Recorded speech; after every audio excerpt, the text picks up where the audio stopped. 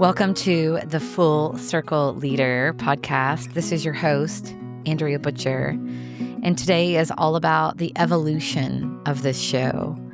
I launched Being at Work in 2019 to capture and curate leadership stories, the lessons, the experiences, the wisdom that I was seeing every day in my work as a coach and a facilitator. And then 2020 happened, and our producer encouraged me to show up daily, to offer some encouragement in the middle of all of that uncertainty and fear. So I did. And what I didn't realize is how important this show would become to me. I am a better human because I have been podcasting for 7 years. I mean that. This show has shaped me as much as I have shaped it because it became my personal leadership journal, the place where I process what I'm living, what I'm leading, the wins, the hard seasons, the random Wednesday moments that crack me open. And I think, I really want to talk about this today. I really want to share this with my listeners, with my community. 1,800 daily doses of leadership and 228 guest episodes later, here we are. And just as the work has evolved and I have evolved and our team has evolved, this show has evolved. The show has grown into itself.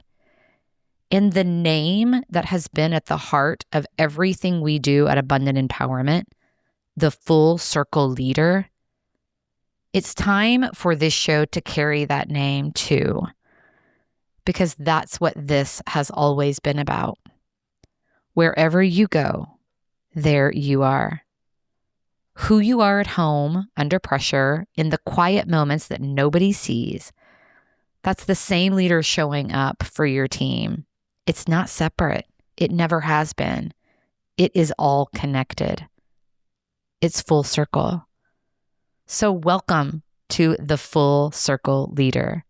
I am so glad you're here. And I'm so glad I'm here because this show has given me more than I ever expected. And I hope it does the same for you. Let's go. I want to introduce you all to a very special guest for this first episode of the Full Circle Leader. If you are a regular listener, you have heard Nick's name many times, and that is exactly the point of the show. Nothing is separate. Life and work and love and growth, it is all connected. It is full circle. Nick Reich is my partner in every sense of the word, in work and in life. And it's quite apropos that the first time we met in person was the day that Abundant Empowerment launched. We merged our businesses. We built something together. And he is now the CEO of Abundant Empowerment because he is the best person for that role, given his strengths and his gifts. And he is the person sitting across from me at the dinner table at the end of a hard day. He has watched this show from the inside out, and there is nobody better to be sitting across from me on this first episode. So Nick, welcome officially. Finally. Welcome to the Full Circle Leader. Thank you, Andrea. I'm excited to be a part of this conversation, especially knowing the work that you've put into being at work. I'm just so proud of you and the work that you've done, and I'm excited to see where the Full Circle Leader now takes us. Which is why I'm so glad that you are recording this first episode with me, because you have seen, you see all of the recording on Sunday afternoons. You see all of the work and intentionality and heart behind the show. So I'm really curious from where you sit as my partner in all things, as someone who knows me better than almost anyone. Why does this rebrand? Why does it matter? Why is this the right moment for this show to become the Full Circle Leader? Yeah, I think it's an evolution of the growth of not only, the podcast continues to grow and our work continues to grow. And I think it's a natural evolution of that. I've watched it. I've watched you grow and evolve and the podcast grow and evolve. So naturally, I think this rebrand, comes a part of that because I think it also catches up to who you are. Right? Like, this is a more clear alignment of the integrity that you have around who you are at home, who you are at work, because we are all just naturally the same, where, depending on where we are and what we're doing. So I think it's just a natural fit for the work and the way that you've already presented all of these conversations over the last 6 or 7 years. Yeah, I mean, it is not just being at work. It is being in all aspects of your life. And it does represent the way we work with clients and the messages that we send. I mean, how many times do we say, like, wherever you go, there you are? We say that all the time to our clients. So that's good. So that it is connected. It is aligning all aspects of my life, our life. Well, and speaking of our life, you hear your name come up on this show. I do. Quite often. You are the inspiration behind many of the daily doses of leadership. What is that like, being on the receiving end of that, like showing up in these stories? You've heard me say some of us journal, some go to therapy, and some put it out in podcasts. So there's that. I think for me, there's twofold, right? I think one, the reason that we are good and the reason that the relationship and the business and all the things that we do is because we're very intentional around growth and self-reflection and self-accountability and all relationships, but especially your relationships at home, have a way of holding up a mirror and testing some of those things and really bringing out the conditioning and programming that we all have. So I'm appreciative that you're the type of person and you have the space to be able to process. So on one hand, I'm grateful that it is an avenue by which we can both grow. And I also think there's an accountability piece, right? When anyone shows up in someone else's stories, there's always a thing in it's not like I walk around every day thinking like, oh, she's going to make a daily dose about this if I say or do this. But there is a level of, we hold each other accountable in the relationship and in the work. And I think that's an important part of the conversation as well. Yes, and we are two unique humans with very different experiences, backgrounds, motivations. One of the things I daily dosed about a couple of weeks ago that you say a lot is us against the problem. Yeah. It's also a way, like not only for me to process out like my own leadership lessons and my growth, but a way for me to process, like zoom out from the relationship and see us against the problem in some ways. How is it for you, like listening back to those sometimes? I'm curious, how do you feel listening to them?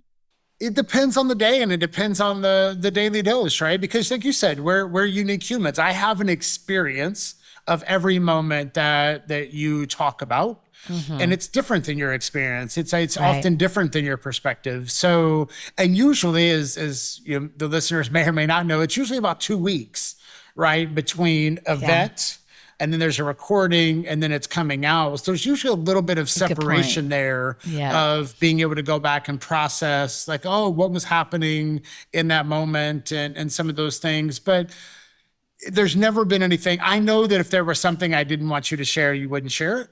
Right. So it is an opportunity to grow. But I think the point that resonates, Andrew, when you were saying that was it is, coming back to the full circle leader piece, you can't separate who you are at home from who you are at work. The things that happen to us as individuals in relationship impact the way we show up in other aspects of work for us, that's even a little bit more challenging because if we have, a disagreement at home, we also work together. And if there's something that comes up in the work, then, as you alluded to, we're at the dinner table together. So we have to be really clear how those things create growth, but also how we create a little bit of separation there. Because like you said, there is no difference between who we are at home, who we are at work, and those things impact us in different ways. So I think it is important to be able to have that space to process, but it creates an additional opportunity for us as, people at home, and people at work to be able to navigate through that. Well, and really what we're saying with full circle leader is not only can you not separate who you are at home to who you are at work, why would you try to do that? There is an experience being lived out in different contexts. Yeah. And that's what we're really getting at. So tell our listeners about that, not as a framework, but as a lived experience. What does the full circle leader mean to you? I think more than anything, who I am as a leader and who I am as a person are not two different things.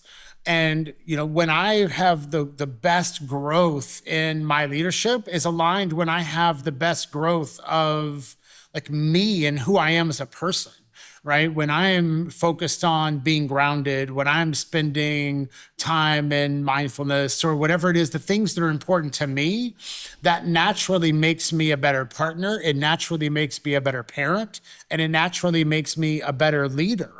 So, it is not disconnected at all. But I also know that the only way to change the world and the only way to change our organizations or our teams is one person at a time. And that has to start with each of us individually. So we often talk about the first characteristic of the full circle leader as being self-accountable. And it's so important because, you say all the time that leadership development is self-development. So being able to understand that I'm the same person at the conference table and the dinner table. I'm the same person in any of those aspects. And I can't separate that growth and I can't separate that leadership. Mm-hmm.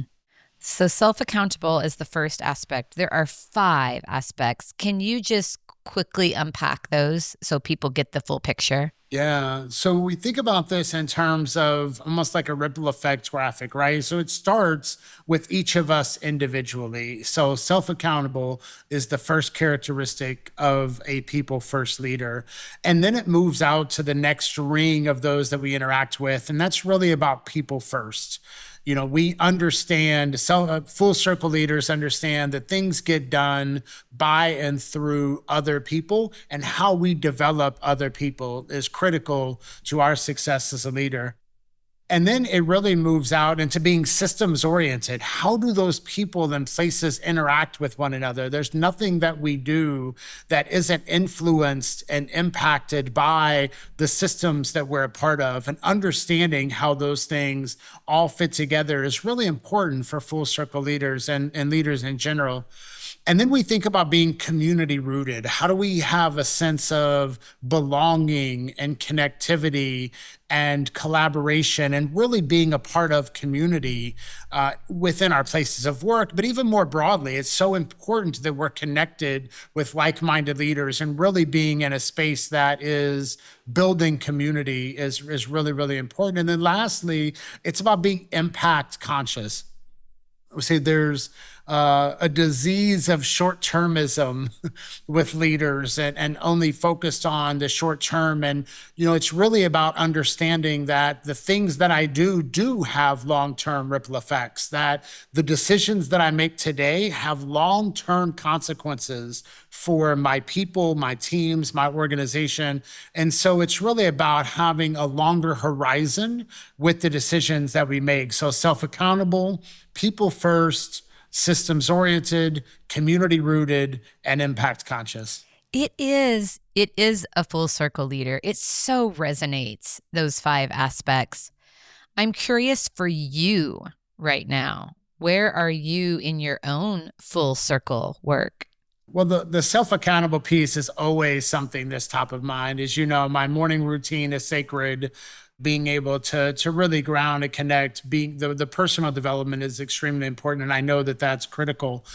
But I think the two pieces for me that are really top of mind, people first, as you know, my book, Every Player is Bigger Than the Program, is coming out September 8th of Woohoo! 2026. And it's really built around the people first playbook and a people first playbook for building high performing teams. So a lot of time and energy has gone into people first leadership and understanding what that actually means for leaders and what it means for teams.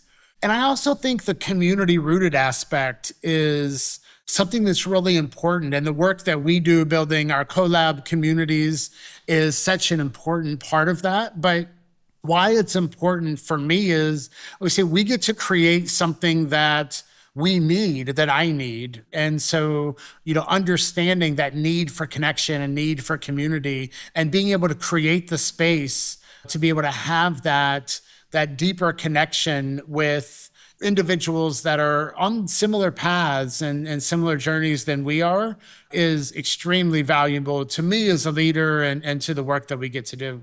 It is, and it's fun to get to see you do it. And congrats on the book. Yes. We are going to put a link to pre-order the book in the show notes for anybody who wants to do that. It is so good. I will tell you, I sat one Saturday morning and read it. I couldn't put it down.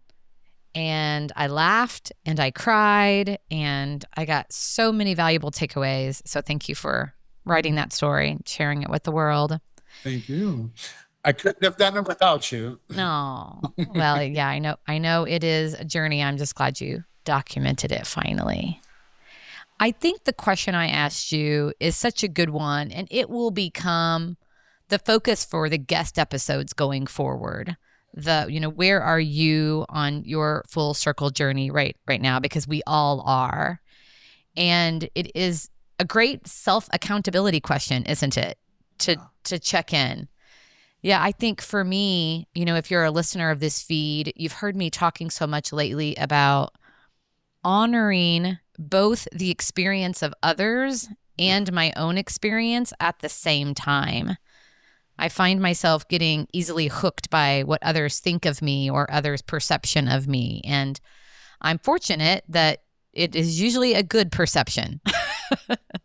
But when the experience of someone else does not match my intention, I can spiral really quickly. And so it's a growth edge that I've named that I've been working on. So that self-accountability piece right now is rearing its head, which is good. It feels good most days.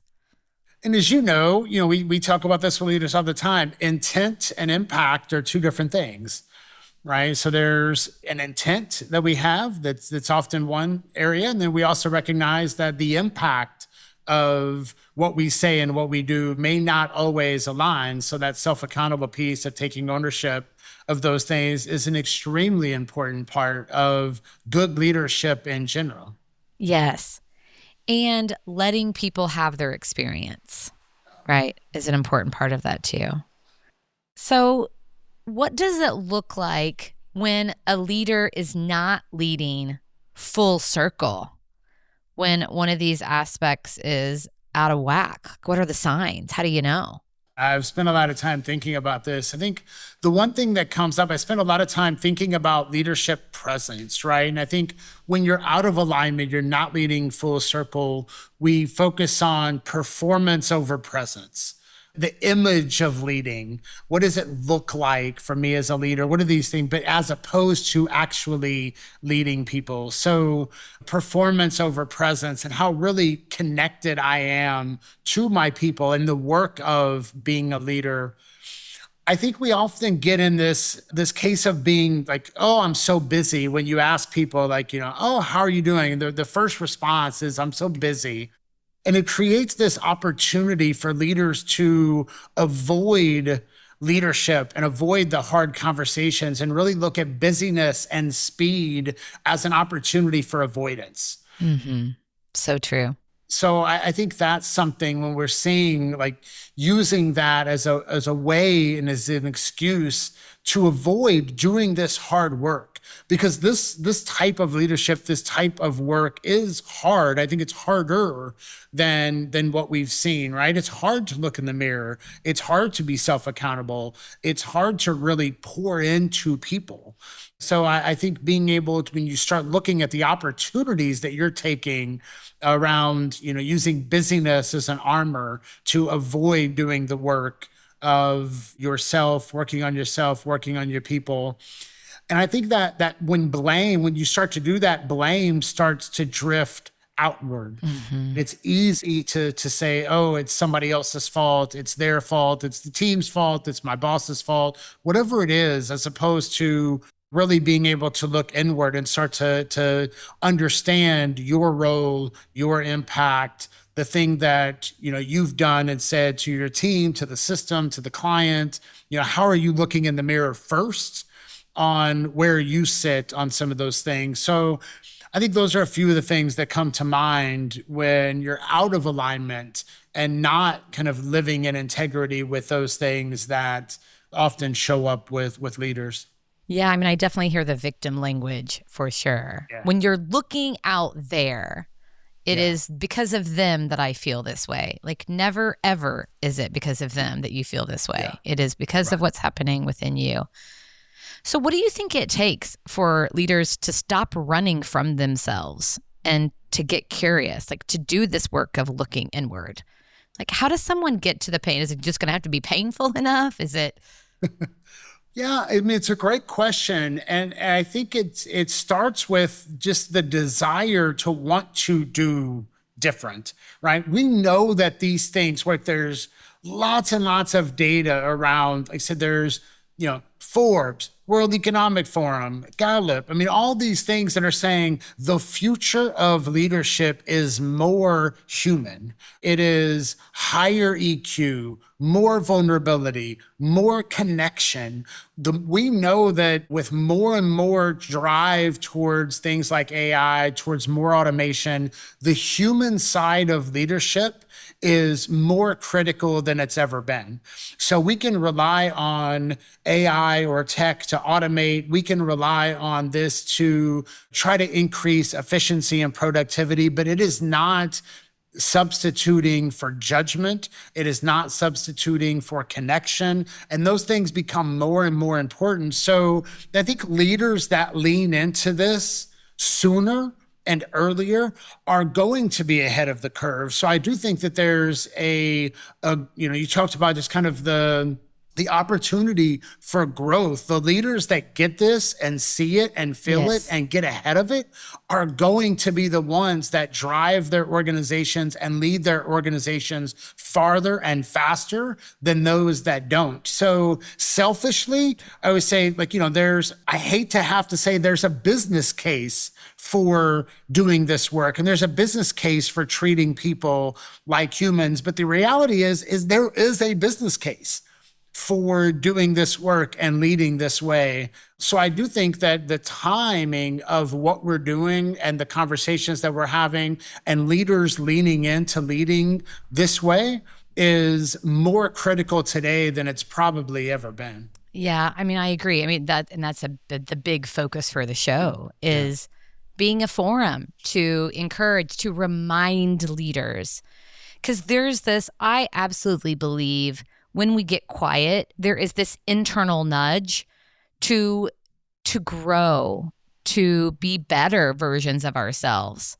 But yeah, often we're just running so quickly, we don't hear that. So what do you think that leaders need right now that this show can give them?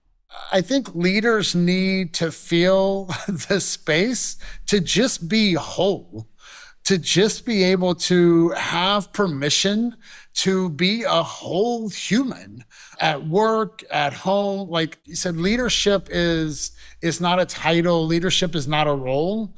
It is a set of behaviors. It is a way of being. So more than anything, what you're doing is just creating this space for leaders to be humans. Yes. And to be vulnerable and to lead with less noise and more truth of their experience. There's so much content around leadership and books and I mean, all these different things. And I think part of what you're doing is like subtracting. Let's take away all of the noise of what's going on out there and really just focus on the truth of our experience.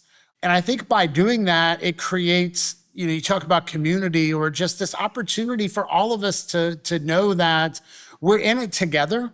Our experience is unique to us, but it is not really unique to all of us, right? We're all going through things that are challenging, that are fun, that are optimistic, that, are struggles with parents, with kids, with all these things. Like it is a human experience.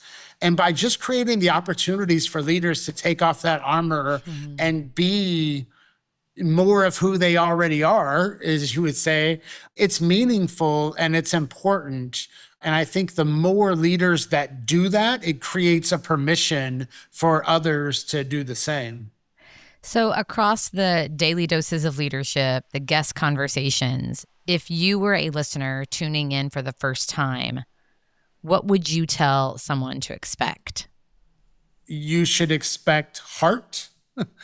There's nothing else is true that you are putting your whole self and heart into these conversations, into these daily doses. So there's a lot of love and care that goes into these conversations.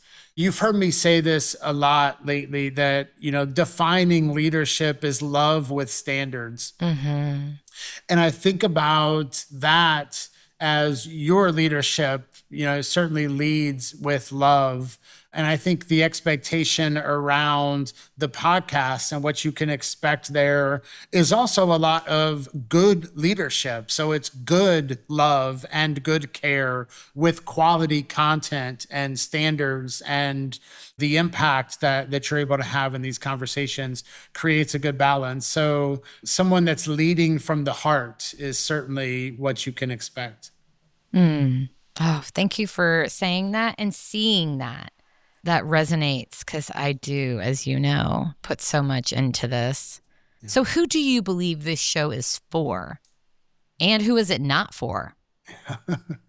It's for leaders who want to shake that feeling of not living in an integrated way between, I'm this person at home, I'm this person at work, I've got to do these things. That someone that wants to just be able to name what they already know, right? Yeah. We know these things to be true. And now you're just putting a name to it and creating a space for them to experience what they already know is true. I think it's for leaders who want to continue to learn and grow and understand that people first is not just a slogan. It's like, our people are our greatest asset. Like, moving that from like slogan to practice. Yes. That is something that is really important. I would say, it's not for, and you mentioned this earlier, it is not for leaders who think the problem is out there. Right. So you'd probably be pissed at this show. Yeah. If you are a leader and you think the problem is out there somewhere, then it's probably not for you. Mm-hmm. Well, and it's so closely connected to the work we do at Abundant Empowerment, to the work we do through CoLab. I mean, all of it so connected. So as the CEO of Abundant Empowerment, what's the one thing you hope someone who listens to this show walks away with? Who you are as a leader, becoming a better leader, and becoming a better person are not two separate projects. It is not two different paths. So, coming back to this full circle model, I think it's just understanding that the circle starts with you. And it's the work that we do as individuals. It's the work that we do in our relationship, because a strong us is a strong me. It's a strong you. And it's the same work that we do with organizations to be able to say we build stronger organizations and we build stronger teams by building stronger people and leaders. And so that work is so integrated in how we show up in the work that we do at the dinner table and at the conference table, at our home, with our kids, in our families, in our life that we're building, and in the work. And it's just such an important part of that conversation. So the power in what we get to do is being able to integrate that individual growth and the impact that that has on every single person that that individual touches, whether it's me, whether it's you, or whether it's every single one of the thousands of leaders that we get to impact every single year. The millions of leaders we are impacting, the billions of leaders. It is all connected. Yeah, and the reason we named the company Abundant Empowerment is so purposeful. Like, darn, it's a mouthful and makes for a really long email address.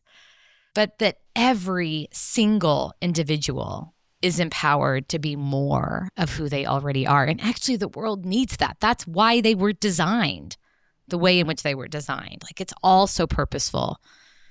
So thank you for being a part of this. Thank you for strengthening it.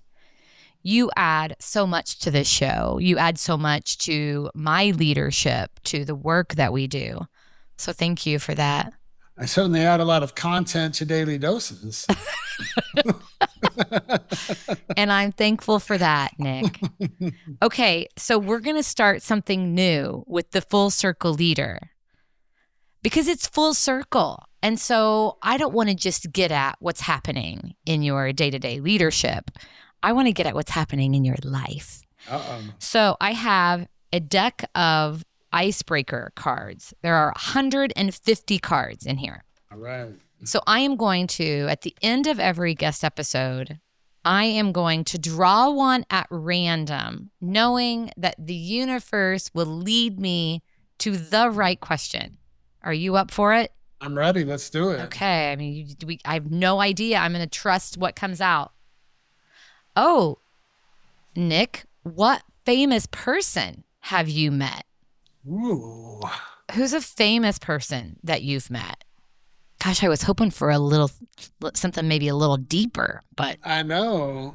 Again, we're trusting the process. Okay, so yeah, famous person. Okay, it took me a while. I don't know if I've met a lot of famous people, but here's a good story. So as you know, I grew up in Evansville. I used to work for the Roberts Stadium in Evansville, Indiana, and do a variety of work. And WWE was coming to Evansville, and I was a runner for them. So I was getting all of the random things. And next thing you know, I hear somebody say, is anybody from this area? Somebody needs directions. And so they put me on the cell phone, and I talked to this individual who's trying to find Roberts Stadium in Evansville. And we're talking to them on the phone. I get them into Roberts Stadium, and they come out, and we're connected for the first time, and it is The Rock. So I was able to talk to The Rock on the phone, guide him into Roberts Stadium in Evansville, have a conversation. I have a buddy, Ben Shoulders, who has his own podcast. He asked me to get an autograph from The Rock, and he asked me to sign it from one great one to another. Wow.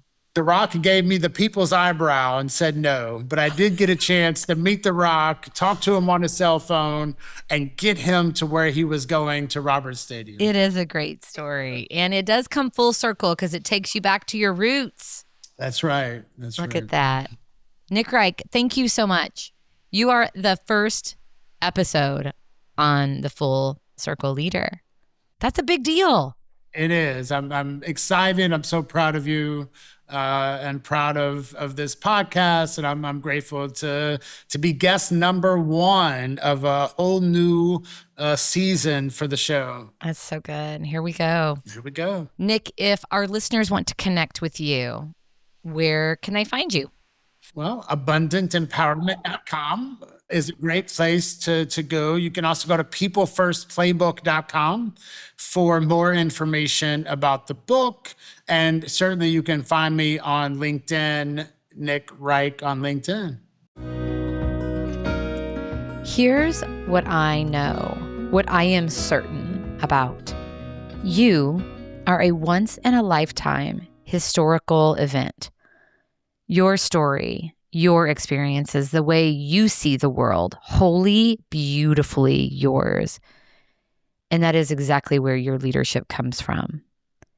This show exists to point you back to that, to meet you in the teary-eyed moments, the hand-to-heart moments, the messy ones, and to remind you that you're not alone in this, that we are in this together. This show is community rooted.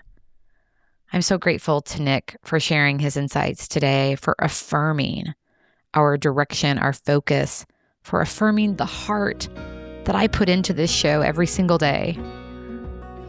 I'm Andrea Butcher, and this is the Full Circle Leader. New daily doses of leadership every week and a new guest every other week. And we are so glad you're here.